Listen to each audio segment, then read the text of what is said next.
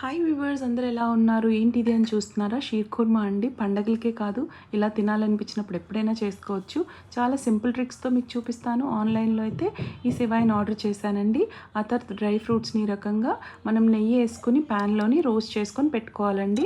చక్కగా డ్రై ఫ్రూట్స్ని అంటే క్యాష్యూ అండ్ ఆల్మండ్స్ని ఫ్రై చేసుకుంటాను. తర్వాత ఏమో కిస్మిస్ యాడ్ చేస్తాను. కొంచెం సిమ్లో పెట్టి కుక్ చేసుకోవాలి. ఈ రకంగా బెల్లం కూడా నేను తాటి బెల్లం వాడుతున్నాను. పాలు కూడా మరగబెట్టి పక్కన పెట్టుకోవాలి.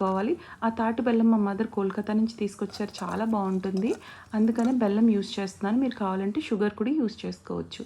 అయితే అదే ప్యాన్లో మనం తీసిన తర్వాత డ్రై ఫ్రూట్స్ని ఇంకొంచెం నెయ్యి వేసి మనం ఇక్కడ సివాయిని మంచి కలర్ వచ్చే వరకు, brown colour, golden brown colour వచ్చే వరకు ఫ్రై చేసుకోవాలి.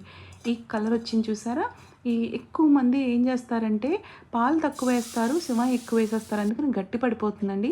మిల్క్ ఎక్కువ వేసుకోవాలి, మనం ఆ సివాయి అనేది తగ్గించుకోవాలి. ఆ తర్వాత నేను ఇక్కడ 3 గ్లాసెస్ ఆఫ్ మిల్క్ యాడ్ చేశాను. అండ్ 1 గ్లాసే మనం సివాయి వరకు వాడాము. చక్కగా బెల్లం వేసి తర్వాత డ్రై ఫ్రూట్స్ వేసి ఒక 10 నిమిషాలు కుక్ చేసుకోవాలి. అంతేనండి, ఎంతో టేస్టీగా రెడీ అయిపోతుంది. కొన్ని గార్నిషింగ్ కూడా మనం పక్కన పెట్టుకుంటాము. సో ఈ హాట్గా అయిపోయిన షీర్ కుర్మాని తప్పకుండా మీరు కూడా చేసుకొని మీ పేరెంట్స్కి, పిల్లలకి పెట్టి ఎంజాయ్ చేయండి, తినండి.